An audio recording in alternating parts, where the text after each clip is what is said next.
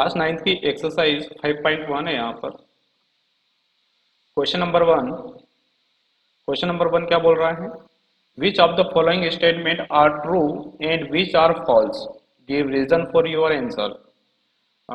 हमें क्या करना है, यहाँ पर कुछ स्टेटमेंट गिवन है, उनमें ये बताना है कि कौन सा स्टेटमेंट ट्रू है, कौन सा स्टेटमेंट फॉल्स है। तो यहाँ पर 5 स्टेटमेंट गिवन है, वन बाय वन करके हम डिस्कस करेंगे। फर्स्ट स्टेटमेंट क्या बोल रहा है? फर्स्ट बोल रहा है only one line can pass through a single point. ये बोल रहा है कि एक ही लाइन पास हो सकती है एक पॉइंट से। क्या ये स्टेटमेंट सही है? ये स्टेटमेंट गलत है, क्योंकि एक पॉइंट से बहुत सारी लाइंस यहाँ पर ड्रॉ की जा सकती है। जैसे कि अगर मैं यहाँ पर एक कार्टेशियन प्लेन बनाऊं, एक्स एक्सिस वाई एक्सिस, ठीक है, 2 एक्सिस में या 2 डायमेंशन में एक्स और वाई। अब हम ये जान चुके हैं कि जो एक्सिस होती है उसको हम डायमेंशन भी बोलते हैं, तो अब से मैं इसका नाम डायमेंशन बोलूंगा, ठीक है। 2 डायमेंशन में एक्सिस, 1 डायमेंशन में एक्सिस और 3 डायमेंशन में एक्सिस। अब देखा जाए तो यहाँ पर बोला गया है कि एक पॉइंट, तो लेट सपोज यहाँ पर एक पॉइंट है, तो इस पॉइंट से बहुत सारी लाइन ड्रॉ की जा सकती है। एक लाइन ए से भी ड्रॉ की जा सकती है, एक लाइन ए से भी ड्रॉ की जा सकती है, एक लाइन ए से भी ड्रॉ की जा सकती है, एक लाइन यहाँ ओरिजिन और इस पॉइंट से पास होती हुई भी ड्रॉ की जा सकती है। कहने का मतलब है कि किसी भी डायरेक्शन में यहाँ पर लाइन ड्रॉ कर सकते हैं। तो एक पॉइंट से इनफाइनाइट लाइन हम ड्रॉ कर सकते हैं। तो इसका जो आंसर होगा वो क्या होगा? फॉल्स होगा, कि ये स्टेटमेंट क्या है? फॉल्स है। तो दिस स्टेटमेंट इज फॉल्स। क्यों? क्योंकि infinitely many lines can pass through a point in different direction. Infinite line यहाँ से इस पॉइंट से पास हो सकती है, एक पॉइंट से। नाउ सेकेंड स्टेटमेंट देखते हैं। सेकेंड स्टेटमेंट क्या बोलता है? There are an infinite number of lines which pass through two distinct point। यहाँ पर दो डिस्टिंक्ट पॉइंट है, दो अलग अलग पॉइंट है। ये बोल रहा है कि इन दो अलग पॉइंट से, दो डिस्टिंक्ट पॉइंट से हम infinite number of lines draw कर सकते हैं। तो ये स्टेटमेंट भी क्या है? फॉल्स है, क्योंकि दो डिफरेंट पॉइंट से हम केवल एक ही लाइन ड्रॉ कर सकते हैं।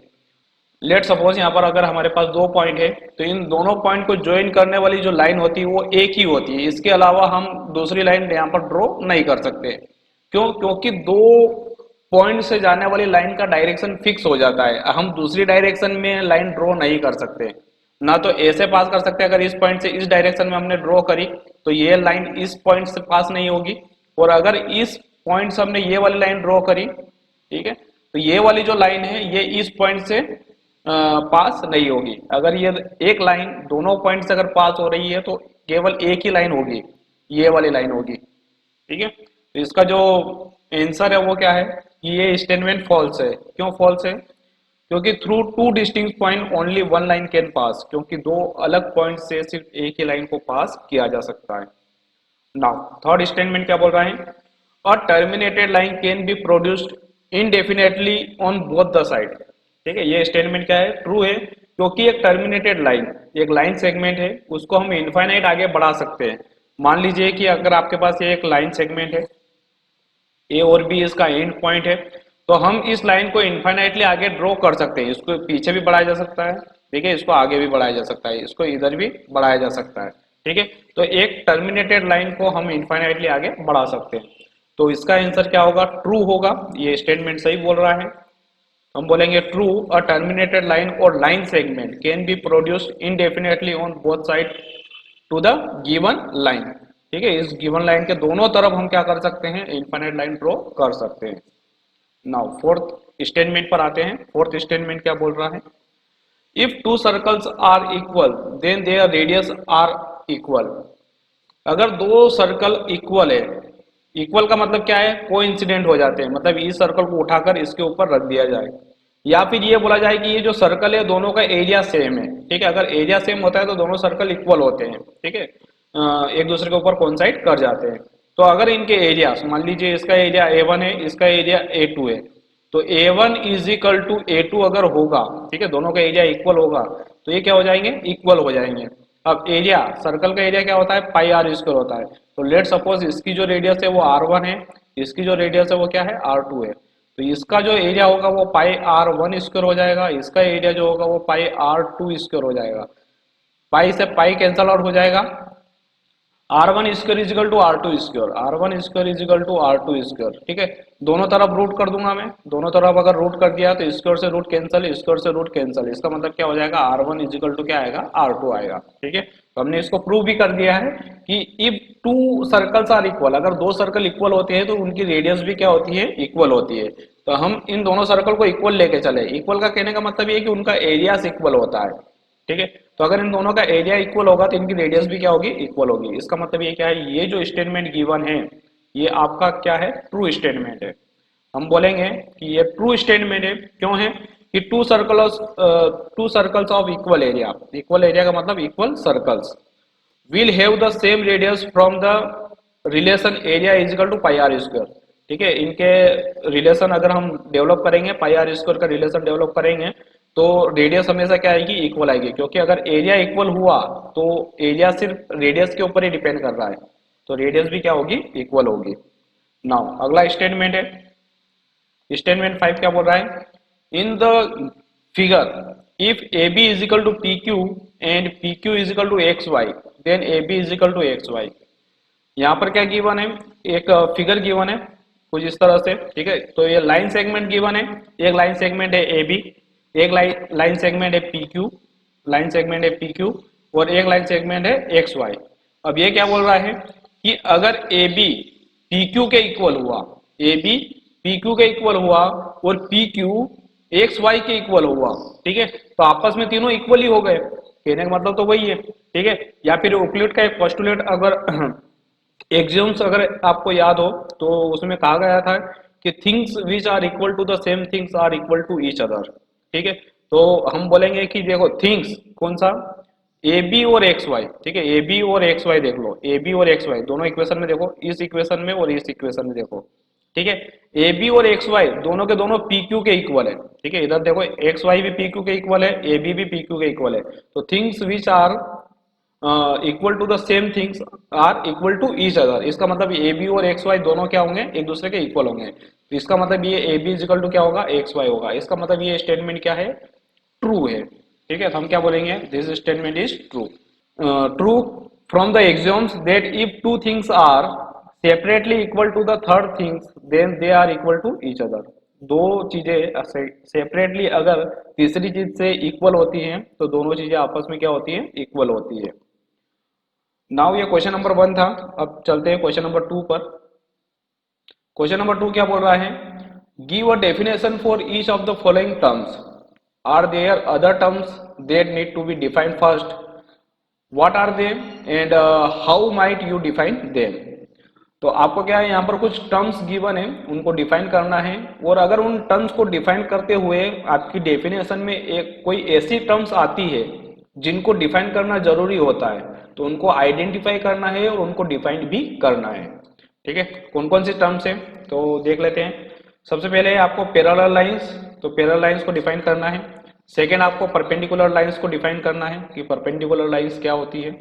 थर्ड आपको लाइन सेगमेंट को डिफाइन करना है, what is the line segment. Fourth radius of a circle, circle का रेडियस क्या होता है उसको भी डिफाइन करना है। और लास्ट है फिफ्थ स्क्वायर, स्क्वायर क्या होता है, ठीक है, किस तरह से इसको डिफाइन किया जाता है, ये आपको क्या करना है, डिफाइन करना है। हालांकि इन सभी चीजों को यूक्लिड ने ही डिफाइन किया था तो उनके ही स्टेटमेंट को हम यहाँ पर रखते हैं। सबसे पहले हम डिफाइन करते हैं पैरेलल लाइंस को। तो पैरेलल लाइंस क्या होती है, two straight line which have no point in common. अगर दो लाइन ऐसी होती है जिनके अंदर कोई कॉमन पॉइंट नहीं होता है और दोनों के दोनों एक ही प्लेन में लाइन होना चाहिए, ठीक है। अगर अलग अलग प्लेन में है तो वो कंसिडर नहीं किए जाएंगे। अगर दो लाइन एक ही प्लेन में बनी हुई है, या तो वो एक्स वाई प्लेन में बनी हुई है, ठीक है, एक्स वाई प्लेन में है, या फिर वो वाई जेड प्लेन में है, अगर ये वाई और ये जेड प्लेन में, तो दोनों दोनों एक ही प्लेन में होनी चाहिए। ऐसा नहीं है कि थर्ड डायमेंशन ले लिया, एक लाइन हमने इस प्लेन में बनाई, ठीक है, वो दूसरी लाइन हमने इस प्लेन में बनाई, ठीक है, ऐसा नहीं चलेगा। तो आपकी जो दोनों लाइन होनी चाहिए वो एक ही प्लेन में होनी चाहिए। अगर एक ही प्लेन में अगर उनका कॉमन पॉइंट नहीं होता है तो 100% वो क्या रहेगी, आपकी पैरेलल लाइंस रहेगी। मान लो ये एक्स वाई प्लेन में अगर दूसरी लाइन है तो ये लाइन भी इसके पैरेलल अगर हमने बनाई है तो इसका कोई कॉमन पॉइंट नहीं होगा, ठीक है। अगर पैरेलल लाइन नहीं है तो वो कहीं ना कहीं इसको इंटरसेक्ट जरूर करती है, ठीक है। धीरे धीरे उनकी डिस्टेंस कम होती चली जाती है और एक पॉइंट को वो इंटरसेक्ट करती है और फिर दूर दूर दूर चलना चालू हो जाती है। तो देखा जाए तो हम सिर्फ कॉमन पॉइंट की बात करेंगे। अगर कॉमन पॉइंट नहीं है एक ही प्लेन में दो लाइन के बीच में तो पैरेलल लाइन है, अगर कॉमन पॉइंट है तो पैरेलल लाइन नहीं है। ठीक है, तो इसी से हम इसका डेफिनेशन भी बना देंगे पैरेलल लाइंस का कि two straight lines which have no point in common.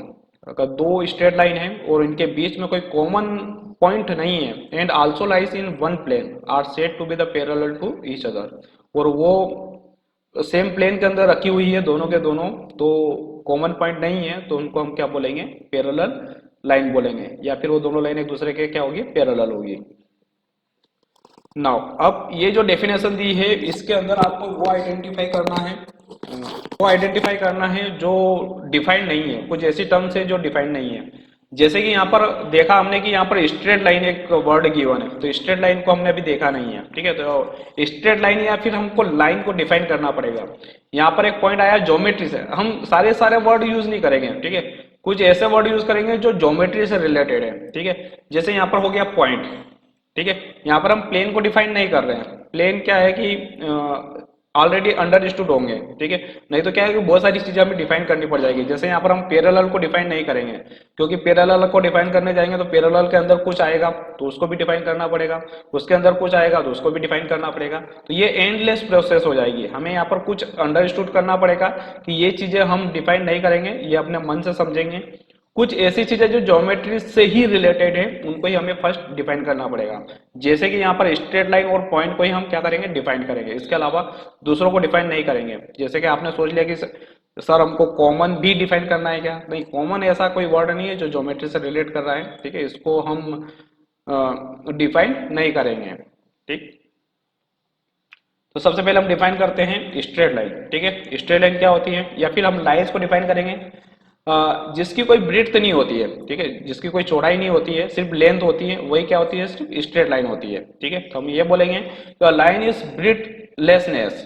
ठीक है, अगर ब्रीथलेस लेंथ है अगर आपके पास तो वो क्या है, आपका स्ट्रेट लाइन है। ठीक है, तो अगर आपने लाइन ड्रॉ किया है तो इसकी कोई ब्रीड्थ नहीं होती है। ठीक है, सिर्फ लेंथ होता है। ठीक है, इसको हम क्या बोलेंगे, लाइन है। नाउ पॉइंट को कैसे डिफाइन करेंगे कि a point is that which has no part.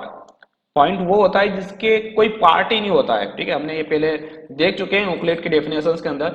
A point is that which has no part. ठीक है, उसकी कोई डायमेंशन नहीं होती है, ना लेंथ होता है, ना विड्थ होती है, ना हाइट होता है, ना कुछ नहीं होता है, डायमेंशन ही नहीं होती है। ठीक है, तो एक डायमेंशन लेस जो होता है वो क्या होता है, आपका एक पॉइंट होता है। नाउ तो इसके अंदर हमने दो ही चीजों को डिफाइन किया है, स्ट्रेट लाइन और पॉइंट को। नाउ सेकंड क्या डेफिनेशन क्या दिखाना है हमें, परपेंडिकुलर लाइंस। परपेंडिकुलर लाइंस क्या होती है ये हमें डिफाइन करना है। अब हमने पैरेलल लाइन को तो डिफाइन कर दिया कि दो पैरेलल लाइन क्या होती हैं जिनका कोई कॉमन पॉइंट नहीं होता है, तो वो पैरेलल लाइन होती है। अगर इन पैरेलल लाइन में से एक लाइन को मैं अगर 90 डिग्री रोटेट कर दूं, अगर मैंने 90 डिग्री से क्या कर दिया, इसको 90 डिग्री से रोटेट कर दिया। ठीक है, तो ये दोनों लाइन एक दूसरे के 90 डिग्री हो जाएगी, मतलब एक लाइन ऐसे हो जाएगी, दूसरी लाइन इसके 90 डिग्री हो जाएगी। और जब 90 डिग्री का एंगल बनता है तभी दोनों लाइन एक दूसरे के क्या होती है, परपेंडिकुलर होती है। ठीक है, तो इसी से मैं क्या कर देता हूं, इसकी डेफिनेशन बना देता हूं। ठीक है, तो डेफिनेशन क्या रहेगी आपकी, डेफिनेशन रहेगी if one among two parallel lines is turned by 90 degree the two lines become perpendicular to each other. अगर दोनों पैरेलल लाइन में से एक लाइन को अगर मैंने क्या कर दिया, 90 डिग्री रोटेट कर दिया है, तो वो दोनों लाइन एक दूसरे की क्या हो जाएगी, परपेंडिकुलर हो जाएगी। अब इनमें से हालांकि सभी के सभी जो चीजें हैं हमने डिफाइन कर दिया है, जैसे कि यहाँ पर लाइंस है, लाइंस को हम डिफाइन कर चुके हैं। ठीक है, अब 90 डिग्री हमने एंगल का नाम नहीं लिया था, हम एंगल डिफाइन नहीं करेंगे। ठीक है, हमने 90 डिग्री बोला है, 90 डिग्री हम अंडरस्टूड करेंगे। यहाँ पर हम परपेंडिकुलर को भी डिफाइन नहीं करेंगे। ठीक है, परपेंडिकुलर अंडरस्टूड है हमारा, तो यहाँ ज्योमेट्री से रिलेटेड ऐसा कोई वर्ड नहीं है जिसको हमें डिफाइन करने की जरूरत पड़ेगी। नाउ थर्ड था हमारा लाइन सेगमेंट। लाइन सेगमेंट क्या होता है, तो जिसके दो एंड पॉइंट होते हैं वही लाइन सेगमेंट होता है। जैसे एक लाइन के कोई एंड पॉइंट ही नहीं होता है। ठीक है, लाइन जो होती है वो माइनस इन्फाइनाइट से क्या होती है, इन्फाइनाइट तक चलती है। अगर इनमें से मैंने एक पार्ट कट कर दिया, मान लो ये ए है और यहाँ पर बी है, तो यहाँ पर मैंने ए और बी को जैसे कट कर दिया, तो यहाँ जो इसके जो लास्ट बाउंड्रीज होगी वो पॉइंट होंगे, मतलब इनके दो एंड पॉइंट होंगे। ठीक है, तो उसको हम क्या बोलेंगे, लाइन सेगमेंट बोलेंगे। तो इसको डिफाइन करते हैं। ठीक है, a line with to end points is a line segment. अगर एक लाइन के अंदर दो एंड पॉइंट होते हैं तो उसको हम लाइन सेगमेंट कहते हैं। अब हमने लाइन को भी डिफाइन किया हुआ है, पॉइंट को भी हमने डिफाइन किया हुआ है, ठीक है, तो हमें यहाँ कुछ डिफाइन करने की जरूरत नहीं पड़ेगी। नाउ फोर्थ है रेडियस ऑफ सर्कल। अब रेडियस ऑफ सर्कल क्या होता है, ठीक, तो रेडियस ऑफ सर्कल आपने देखा होगा कि इसके सेंटर से इसकी बाउंड्री पे, जो सर्कल की जो बाउंड्री है वहां तक अगर हम एक लाइन ड्रॉ करते हैं तो वो जो लेंथ होती है वो रेडियस ऑफ सर्कल कहलाती है। सर्कल के सेंटर से, let suppose this is the C, circle के सेंटर से अगर हमने एक लाइन ड्रॉ किया है उसकी बाउंड्री तक, ठीक है, सर्कल की बाउंड्री तक, तो वो क्या होता है आपका एक रेडियस ऑफ सर्कल होता है, ठीक है। तो इसी से हम क्या करते हैं, इसका डेफिनेशन बनाते हैं। क्या कहेंगे हम, the line segment with one and point at the centre and the other at the point on the circle, ठीक है।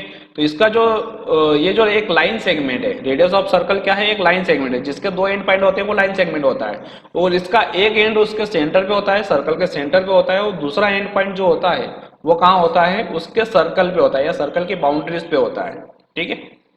नाउ अब यहाँ पर हमें कौन सी टर्म्स डिफाइन करनी पड़ेगी, यहाँ पर हमें डिफाइन करना पड़ेगा सेंटर को, ठीक है। तो सेंटर हमारे लिए एक नया वर्ड है, ठीक है, इसको हमें फर्स्ट डिफाइन करना पड़ेगा। तो सेंटर को डिफाइन करते हैं। तो सेंटर क्या होता है, सेंटर एक पॉइंट होता है, ठीक है। सेंटर क्या होता है, सर्कल के अंदर एक पॉइंट होता है जिसकी डिस्टेंस उसकी बाउंड्री से सेम होती है। अगर ये सर्कल है तो सर्कल के बीच में एक पॉइंट होता है, तो यहाँ से भी इसकी जो डिस्टेंस होती है वो r डिस्टेंस पे होता है, इधर से भी वो r डिस्टेंस पर होता है, इधर पे भी वो r डिस्टेंस पे होता है, ठीक है। तो r रेडियस की डिस्टेंस पर होता है, ठीक है। तो बाउंड्री से सर्कल के अंदर एक ऐसा पॉइंट जिसकी डिस्टेंस, जिसकी या सर्कल की बाउंड्री की डिस्टेंस उस पॉइंट से क्या होती है, सेम होती है, ठीक है। तो इसी को हम डेफिनेशन बना सकते हैं। क्या बोलेंगे डेफिनेशंस के अंदर सेंटर को, कि centre is a point inside the circle. ये जो सेंटर होता है, सर्कल के अंदर एक पॉइंट होता है which is at the same distance from all point on the circle. अगर सर्कल के अंदर बहुत सारे पॉइंट ड्रॉ कर दे तो उससे ये सेम डिस्टेंस पे होता है, उस सेम डिस्टेंस को हम रेडियस बोलते हैं। नाउ नेक्स्ट है और लास्ट फिफ्थ है, फिफ्थ को डिफाइन करना है स्क्वायर को। स्क्वायर क्या होता है, स्क्वायर एक क्वाड्रिलेटरल होता है, क्वाड्रिलेटरल को भी हम डिफाइन करेंगे फिर, ठीक है। तो quadrilateral with all side equal and all angles right angle in A square, ठीक है। तो क्वाड्रिलेटरल जिसकी चार साइड होती है, तो ये एक ऐसा क्वाड्रिलेटरल है जिसकी चार साइड होती हैं, ठीक है, और सभी की साइड क्या होती है, इक्वल होती है। मान लो ये ए है तो ये भी ए है, ये भी ए है और ये भी ए है, और इसके सारे के सारे एंगल होते हैं वो 90 डिग्री होते हैं, राइट एंगल होते हैं, ठीक है। तो ये भी राइट एंगल है, ये भी राइट एंगल है, ये भी राइट एंगल है, ठीक। अब देखा जाए तो इसको हम क्या बोलते हैं, ये सभी के सभी 90 डिग्री है, ये 90 डिग्री है, ये 90 डिग्री, ये 90 डिग्री, ये 90 डिग्री, तो इसको हम क्या बोलते हैं, स्क्वायर बोलते हैं, ठीक। अब देखा जाए तो स्क्वायर तो हमने डिफाइन कर दिया है, ठीक है, जिसकी चारों साइड क्या होती है, इक्वल होती है और सभी के सभी एंगल क्या होते हैं, 90 डिग्री के होते हैं। अब यहाँ पर हमें क्वाड्रिलेटरल को फर्स्ट डिफाइन करना पड़ेगा। क्वाड्रिलेटरल क्या होता है, अ क्वाड्रिलेटरल इज ए फिगर, एक ऐसा एक फिगर होता है जिसकी चार साइड होती है, ठीक है। क्वाड्रिलेटरल एक ऐसा फिगर होता है जिसकी चार साइड होती है। तो ये भी क्वाड्रिलेटरल है, ये भी क्वाड्रिलेटरल है, ठीक है, ये भी क्वाड्रिलेटरल है। जरूरी नहीं है कि चारों साइड इक्वल होती है या इसके चारों एंगल जो होते हैं 90 डिग्री पे होते हैं। क्वाड्रिलेटरल कुछ भी हो सकता है, लेकिन जिसकी चार साइड होती है वो क्या होता है, क्वाड्रिलेटरल होता है। तो हम यही बोलेंगे, अ quadrilateral is a figure with four sides, एक ऐसा फिगर जिसके चार साइड होती है। अब यहाँ पर हमें फर्दर डिफाइन करना पड़ जाएगा कि फिगर क्या होता है, ठीक है, साइड क्या होती है, ठीक है। तो अब फर्दर हम इनको डिफाइन नहीं करेंगे, ठीक। तो हम ये एज्यूम कर लेते हैं कि फिगर, साइड्स, एंगल्स ये हम सब अंडरस्टूड कर रहे हैं, ठीक है, कि हम एज्यूम कर लेते हैं कि हमको ये सारी चीजें समझ में आती है, ठीक है। मैं यहाँ पर नोट डाउन भी कर देता हूँ, figure, side and angle may be assumed non, ठीक है। हम ये एज्यूम कर लेते हैं कि ये सब हम जानते हैं। क्वेश्चन नंबर थर्ड है, यहाँ पर क्या बोल रहा है, consider two postulates given below. यहाँ पर कुछ दो पोस्टुलेट्स गिवन है, तो उसको हमें कंसिडर करना है और वहां से कुछ समझना है, ठीक है। क्वेश्चन ये है कि समझना है वहां से, ठीक है, पोस्टुलेट से। तो फर्स्ट पोस्टुलेट है, given any two distinct point A and B there exist a third point C which is in between A and B. तो ये पोस्टुलेट को हमें समझना है, ठीक है। सेकेंड पोस्टुलेट है, there exist at least three point that are not on the same line. तो सेकंड पोस्टुलेट ये है, हमें इसको समझना है। तो वन बाय वन करके दोनों पोस्टुलेट्स को हम समझते हैं कि ये क्या बोल रहे हैं, ठीक है। तो सबसे पहले हमें ये गिवन है कि फर्स्ट पोस्टुलेट कंसीडर करते हैं कि given any two distinct point A and B. तो यहाँ पर दो पॉइंट गिवन है ए और बी। तो यहाँ पर देखा जाए तो given two distinct point there is a unique line that pass through them. तो यहाँ पर दो डिस्टिंक्ट पॉइंट है, उसमें से सिर्फ एक ही लाइन को पास किया जा सकता है। जैसे कि यहाँ पर पॉइंट ए है और पॉइंट बी है, तो इन दोनों पॉइंट से सिर्फ एक ही लाइन को पास कर सकते हैं। यह पोस्टुलेट बोलता ही है, पुराना पोस्टुलेट हमने देखा है यहाँ पर। ठीक, अब फर्स्ट पोस्टुलेट की बात करते हैं कि फर्स्ट पोस्टुलेट क्या बोल रहा है। तो फर्स्ट पोस्टुलेट बोल रहा है given any two distinct point A and B there exist a third point C which is in between A and B. क्या यहाँ पर एक ऐसा पॉइंट, क्या यहाँ पर एक ऐसा पॉइंट सी हो सकता है जो क्या करे ए और बी के बीच में लाई करे और वो भी लाइन के ऊपर लाई करे। तो यहाँ पर ऐसे इन्फिनिट पॉइंट हो सकते हैं। ये पॉइंट यहाँ पर भी हो सकता है सी पॉइंट, ये पॉइंट यहाँ पर भी हो सकता है सी पॉइंट, ये पॉइंट यहाँ पर भी हो सकता है सी पॉइंट और ये पॉइंट यहाँ पर भी हो सकता है सी पॉइंट। तो हम क्या बोलेंगे कि यस, ये तो हमें समझना है, हमें यहाँ पर कोई आंसर नहीं देना है, वो बता रहा है। ठीक है, तो हम ये समझेंगे कि हाँ यहाँ पर ऐसे बहुत सारे पॉइंट, इन्फिनिट पॉइंट हो सकते हैं जो ए और बी के अंदर क्या करेंगे, एग्जिस्ट कर सकते हैं। ठीक है, तो फर्स्ट का जो आंसर रहेगा कुछ इस तरह से हम देखेंगे कि there are an infinite number of points composing line this line. ठीक है, तो इस लाइंस के ऊपर ऐसे infinite number of line point हो सकते हैं। Choose any except the end to end points A and B, this point lies between A and B. ठीक है, कोई सा भी एक ऐसा पॉइंट कंसीडर करो, ठीक है, ए और बी को छोड़कर, जो इन दोनों के बीच में हो, वो जो क्या कर रहा हो, लाइन के ऊपर लाई कर रहा हो। ठीक है, तो वो जो पॉइंट होगा वो क्या होगा, आपका थर्ड पॉइंट सी होगा। ठीक है, अब देखा जाता है कि अगर दो या दो से ज्यादा पॉइंट एक ही लाइंस के अंदर होते हैं, मान लो हमारे पास एक लाइन होती है ए और बी, दो एंड पॉइंट है, और इसके बीच में अगर मान लो बहुत सारे पॉइंट है सी डी और ई पॉइंट है। ठीक है, तो देखा जाए तो ये जो पांचों पॉइंट है ये एक ही लाइन के ऊपर होते हैं, और जो एक ही लाइन के ऊपर जो पॉइंट होते हैं उनको बोलते हैं को लीनियर पॉइंट, को लीनियर पॉइंट। तो देखा जाए तो जो फर्स्ट पोस्टुलेट बोल रहा है वो को लीनियर पॉइंट के बारे में हमें बता रहा है। ठीक है, तो ये हमने थ्योरीज में नहीं पढ़ा था, तो यहाँ हमने इसको क्लियर कर लिया है कि जो एक ही लाइंस के ऊपर सारे पॉइंट होते हैं उसको हम को लीनियर पॉइंट कहते हैं। सेकंड क्या बोल रहा है कि if there are only two points, पहले वो पढ़ लेते हैं स्टेटमेंट क्या बोल रहा है कि there exist at least three point that are not on the same line. कि यहाँ पर ऐसे तीन पॉइंट एग्जिस्ट होते हैं जो सेम लाइन के ऊपर ड्रॉ नहीं किए जा सकते हैं। ठीक है, तो हाँ होते हैं, ऐसे पॉइंट भी होते हैं जो सेम लाइन के ऊपर ड्रॉ नहीं किए जा सकते। जैसे कि मैं यहाँ पर तीन पॉइंट कंसिडर करता हूँ, जैसे ए बी और सी। ठीक है, ऐसे पॉइंट को हम नॉन कोलिनियर भी बोलते हैं, नॉन को लीनियर पॉइंट। तो इनको बोलते हैं हम non collinear point. Non collinear point क्यों बोलते हैं कि अगर मैं ए और बी से लाइन को पास करूं तो वो सी से होके नहीं जाएगा। ठीक है, पॉसिबल ही नहीं है कि सी से जाएगा। अगर मैं ए और सी से अगर लाइन को पास करूं, ठीक है, अगर मैं यहाँ से ए और सी से लाइन को पास करूं तो अब ये पॉसिबिलिटी नहीं है कि वो बी से जाएगा, बी छूट जाएगा। या फिर मैं बोलूँ कि बी और सी से अगर कोई पास होगा, ठीक है, अगर लाइन पास होगी बी और सी पॉइंट से, तो ये ए से नहीं होगी। इसका मतलब क्या है कि यहाँ पर तीन ऐसे पॉइंट एग्जिस्ट कर सकते हैं जो क्या करे, दो पॉइंट से लाइन जाए और एक पॉइंट क्या हो जाए, उसके ऊपर फॉल ना हो, उस स्ट्रेट लाइन के ऊपर ना रहे। ठीक है, तो हम क्या बोलेंगे कि if there are only two points they can always be connected by a straight line. तो सिर्फ दो ही पॉइंट ऐसे होते हैं जो एक स्ट्रेट लाइन से कनेक्ट किए जा सकते हैं फ्रॉम यूक्लिड पोस्टुलेट, ये पोस्टुलेट बोलता है। Therefore there have to be at least 3 point for one of them not to fall on the straight line between the two the other two। ठीक है, तो फर्स्ट पोस्टुलेट सेकंड पोस्टुलेट जो बोलता है उसके लिए हम क्या बोलेंगे कि अगर वो जो पॉइंट उस स्ट्रेट लाइन के ऊपर फॉल ना करे, मान लो हमारे पास ये जो लाइन है ए और बी, ठीक है, और वो जो थर्ड पॉइंट है वो इस स्ट्रेट लाइन के ऊपर फॉल ना करे, तो उस कंडीशन में ये कंडीशन डेवलप हो जाएगी कि there are only two points. ठीक है, तो दो पॉइंट से क्या होती है, लाइन पास होती है, वो तीसरे पॉइंट पे लाइन पास नहीं होगी। ओके, आई थिंक आपको अंडरस्टूड हुआ होगा। ठीक है, तो इस तरह के पॉइंट को क्या बोला जाता है, तो इनका भी कुछ नाम है। ठीक है, जो ए बी सी जो एक ही लाइन के ऊपर ड्रॉ नहीं किए जा सकते हैं, इनको हम बोलते हैं नॉन कोलिनियर लाइन, नॉन को लीनियर पॉइंट। ठीक है, तो इसको हम बोलते हैं नॉन कोलिनियर पॉइंट। तो इस तरह के ऑब्जेक्टिव क्वेश्चंस आ सकते हैं आपके पास। नाउ क्वेश्चन नंबर 4 है। क्वेश्चन नंबर 4 क्या बोल रहा है, if a point C lies between two points and B such that A C is equal to B C. If a point C lies between two points, अगर आपका जो C point है वो दो पॉइंट के बीच में लाई कर रहा है, ठीक है।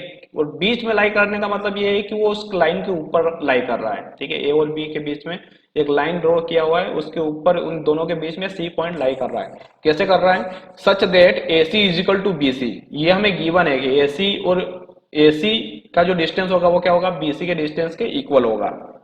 Then prove that A C is equal to half A B. तो हमें क्या प्रूव करना है कि A C is equal to half A B होगा।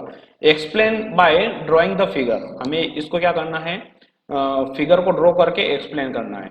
तो यहाँ पर हमें दो पॉइंट गिवन है। क्या पॉइंट गिवन है, ए बी। तो ये दो ए और बी दो पॉइंट गिवन है, ठीक है। अब हमने इसके बीच में एक सी पॉइंट रखा है, ठीक है। इसने खुद स्टेटमेंट कहा गया है कि if a point C lies between two points A and B, A और बी के बीच में कौन सा लाई कर रहा है, सी पॉइंट लाई कर रहा है। और अगर लाई कर रहा है इसका मतलब क्या है, वो लाइंस के ऊपर है। कंडीशंस क्या गिवन है, हमारे पास कंडीशंस गिवन है A C is equal to B C. A C is equal to B C, ये क्या है हमारे पास गिवन है। अब हमें फाइंड आउट क्या करना है, फाइंड आउट करना है A C is equal to half A B. ये हमें प्रूव करना है, ठीक है। तो जो गिवन कंडीशन है उसी से हम क्या करेंगे, इसको प्रूव करेंगे। अब दोनों तरफ अगर मैं AC को ऐड कर दूं, दोनों तरफ क्या कर दूं मैं, AC को ऐड कर दूं, ठीक है, तो कोई प्रॉब्लम नहीं है, ठीक है। खुद यूक्लिड ने कहा था कि अगर सेम थिंग्स अगर इक्वल में ऐड कर देते हैं तो जो वॉल होता है वो भी क्या आता है, इक्वल आता है। तो if the same things are added to the same things the wholes are equal, ठीक है। तो दोनों तरफ मैं AC को प्लस कर देता हूं। तो नाउ सेकेंड स्टेटमेंट में क्या हो जाएगा, AC प्लस AC, इधर भी मैंने AC ऐड कर दिया और CB में भी मैंने क्या कर दिया, AC ऐड कर दिया। CB लिखो या BC लिखो, एक ही बात है, ठीक है। अब देखा जाए तो AC प्लस AC ये हो जाएगा कितना, 2 टाइम्स ऑफ AC। और BC प्लस AC, देखो ये AC है और ये क्या है, BC है। इसका मतलब ये क्या हो जाएगा, पूरा AB हो जाएगा, ठीक है। तो ये हो जाएगा हमारा AB और ये हो जाएगा 2AC। ये हो जाएगा 2AC, 2AC is equal to क्या हो जाएगा, AB हो जाएगा। अब ये 2 इधर मल्टीप्लाई में इधर आएगा तो डिवाइड में हो जाएगा, तो AC इज इक्वल टू क्या हो जाएगा, हाफ ऑफ AB हो जाएगा। जो कि हमें क्या करना था, प्रूव करना था। AC is equal to half AB हमें क्या करना था, प्रूव करना था।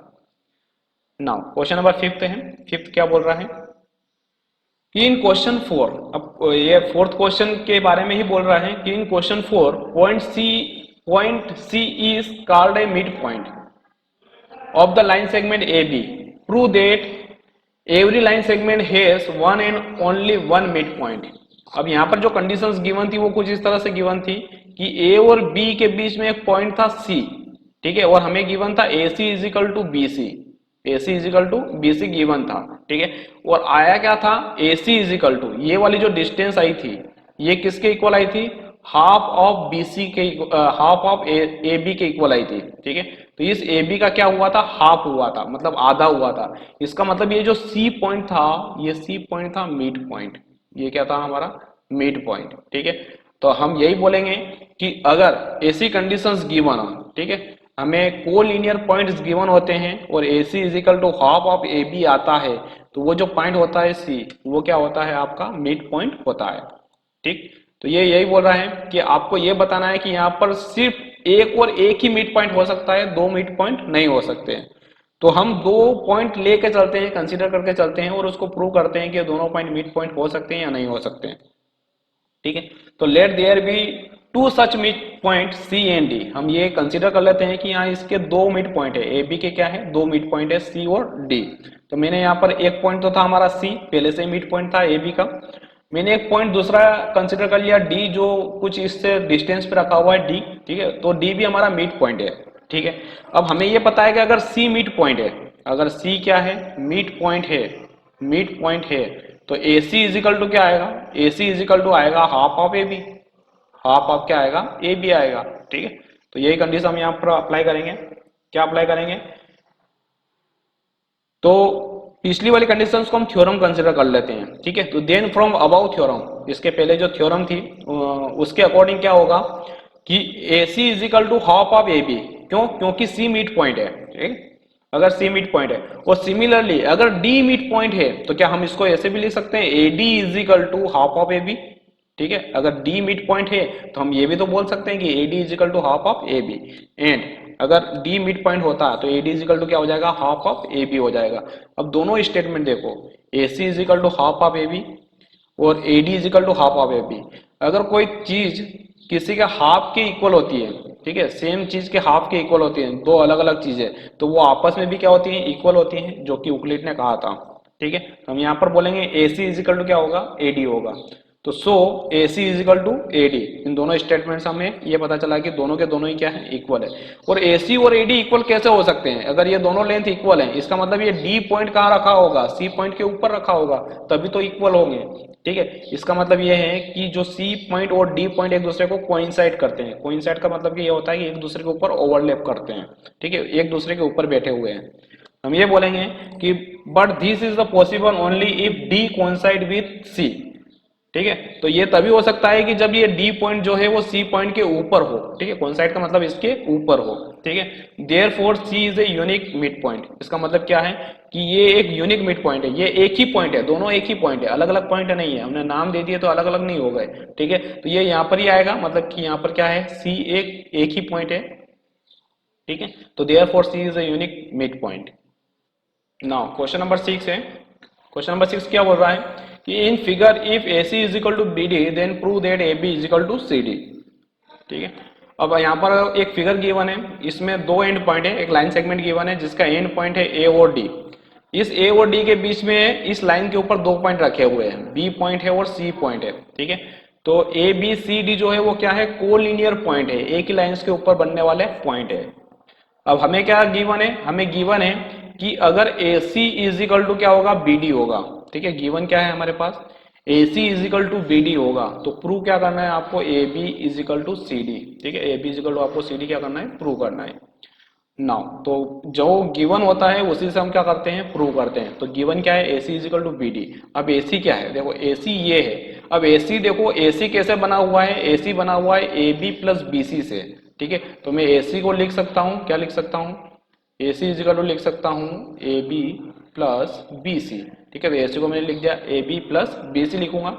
और वहीं पे अगर बी डी लिखना है तो बी डी कैसे लिखेंगे, बी डी लिखेंगे ये बी डी है। ठीक है, और बी डी के बीच में जो है, इन दोनों के बीच में सी पॉइंट है, मतलब मैं यहाँ से बी से सी चलूं, बी सी, प्लस मैं यहाँ सी से डी चलूं, सी से डी चलूं, इसका मतलब B C plus C D क्या हो जाएगा आपका, बी डी हो जाएगा। ठीक है, तो बी डी की जगह मैं B C plus C D रख दूंगा, ए सी की जगह मैं A B plus B C रख दूंगा। ठीक है, तो मैंने ए सी की जगह A B plus B C रख दिया, A B plus B C रख दिया, इजिकल टू बी डी की जगह मैंने B C plus C D रख दिया, B C plus C D रख दिया। ठीक, कुछ नहीं किया है। ठीक है, इन दोनों को खोल के रखा है मैंने, इन दोनों को यहाँ पर खोल के रखा हुआ है। ठीक है, प्लस करके।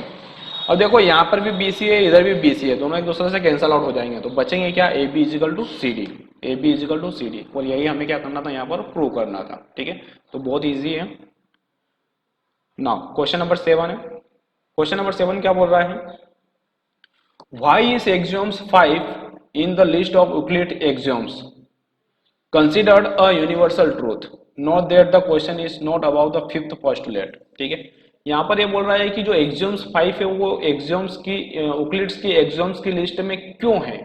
ठीक है, और ये क्यों यूनिवर्सल ट्रूथ है, आपको ये बताना है। ठीक, तो note there the question is not about the fifth postulate. ये आपको ये नोट करना है कि ये फिफ्थ पोस्टुलेट का नहीं है, एक्सियोम्स की बात कर रहे हैं, फिफ्थ एक्सियोम्स की बात कर रहे हैं। ठीक है, तो कभी कभी बच्चे क्या होते हैं, फिफ्थ पोस्टुलेट कंसीडर कर लेते हैं और उसी को डिफाइन करने लग जाते हैं। ठीक है, तो इसने इंडिकेट भी कर दिया है कि आपको फिफ्थ पोस्टुलेट नहीं गिवन है, एक्सियोम्स गिवन है। ठीक है, और एक्सियोम्स क्या यूनिवर्सल ट्रूथ क्यों है, आपको ये बताना है। ठीक है, तो पहले एक्सियोम्स 5 की बात कर लेते हैं कि एक्सियोम्स 5 है क्या है।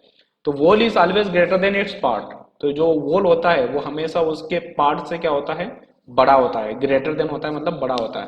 तो हमने कंसिडर किया था, जैसे हमने एक चपाती ली थी, चपाती का हमने यहाँ पर एक टुकड़ा कट किया था, तो हमने ये बोला था कि ये जो चपाती का टुकड़ा जो है, ठीक है, वो उस पूरी चपाती से छोटा ही होता है, मतलब चपाती क्या होती है, बड़ा ही होता है। तो जो चपाती होता है वो वॉल होता है। ठीक है, और ये क्या होता है, पार्ट। ठीक है, तो वॉल हमेशा क्या होता है, बड़ा ही होता है। ठीक है, उसके पार्ट से। तो हम ये बोलेंगे कि ये यूनिवर्सल ट्रूथ है, ठीक है, क्योंकि किसी भी पूरे में से अगर छोटा सा टुकड़ा उसमें से कट करते हैं या उसमें से कुछ पार्ट कट करते हैं तो वो हमेशा छोटा ही होता है पार्ट जो रहता है उस पूरे में से। ओके, तो स्टेटमेंट लिखेंगे और खत्म करेंगे इसको। This is a universal truth because part is included in the wall, ठीक है, जो पार्ट होता है वो वॉल के अंदर से का ही इंक्लूड होता है और उसी में से अगर हमें तोड़ के लेना है तो वो तो हमेशा छोटा ही रहेगा। And therefore can never be greater than the wall in magnitude, ठीक है। तो पार्ट कभी भी वॉल से बड़ा नहीं हो सकता है, क्योंकि जो टुकड़ा होता है वो कभी भी उस पूरे पीस के बराबर से बड़ा नहीं हो सकता है, ठीक है। तो देखा जाए तो ये यूनिवर्सल ट्रूथ है, ठीक। एक्सरसाइज 5.1 यही एंड होती है, ठीक है। आई होप आपको अंडरस्टूड हुई होगी, बहुत इजी एक्सरसाइज थी। Thanks for watching.